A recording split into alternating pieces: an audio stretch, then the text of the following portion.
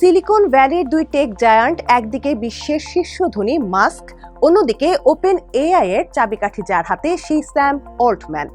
তাদের মধ্যকার $150 বিলিয়ন এই আইনি লড়াই এখন টেক দুনিয়ার সবচেয়ে বড় খবর। কিন্তু ক্যালিফোর্নিয়ার এই আদালতে মাস্কের সম্পদ বা অল্টম্যানের প্রভাব কোনোটি কাজে আসছে না, কারণ এখানে বসের আসনে বসে আছেন একজনই, ইউএস ডিস্ট্রিক্ট জজ ইভেন গঞ্জালেস রজার্স।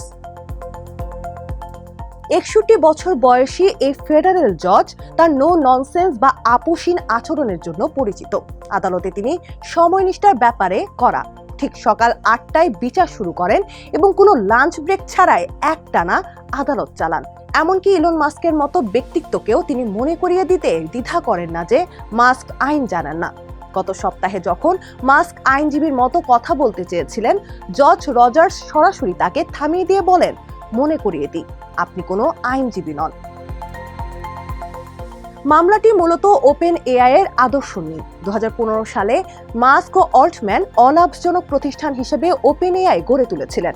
মাস্কের অভিযোগ 2019 সালে অল্টম্যান কোম্পানিটিকে মুনাফাভোগী মডেলে নিয়ে গিয়ে বিশ্বাসের মর্যাদা ক্ষুণ্ণ করেছেন। অন্যদিকে অল্টম্যানের দাবি, মাস্ক নিজের এআই কোম্পানি XAI কে সুবিধা দিতেই এই মামলা করেছেন। বড় বড় টেক কোম্পানিগুলোকে লাইনে রাখা জজ রজার্সের জন্য নতুন কিছু নয়। এর আগে তিনি অ্যাপলের বিরুদ্ধে এপিক গেমসের মামলা সামলেছেন, যেখানে তিনি অ্যাপলের এক কর্মকর্তার মিথ্যাচার ধরে ফেলেছিলেন। বর্তমানে মেটা, স্ন্যাপচ্যাট এবং টিকটকের মতো প্ল্যাটফর্মগুলোর বিরুদ্ধেও সোশ্যাল মিডিয়া আসক্তি নিয়ে চলা মামলাগুলো তার হাতে। আইনজীবীরা বলেন, তার আদালতে দাঁড়াতে হলে টাই থেকে শুরু করে নথিপত্র সবকিছু একদম নিখুঁত হতে হয়।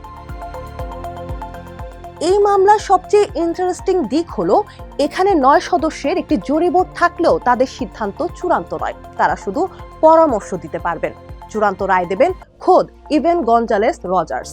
তাই একে অনেকেই বলছেন পুরোটাই রজার্সের শো। এমনকি কোর্টের বাইরে মাস্কের সোশ্যাল মিডিয়া পোস্ট বা স্যাম অল্টম্যানের মন্তব্য, সবকিছুর উপরেই নিয়ন্ত্রণ প্রতিষ্ঠা করছেন তিনি। মাস্ক বনাম অল্টম্যান, লড়াইয়ের ফলাফল যাই হোক না কেন, বিচারক রজার্স প্রমাণ করিয়ে দিয়েছেন আইনের কাঠগড়ায় সবাই সমান।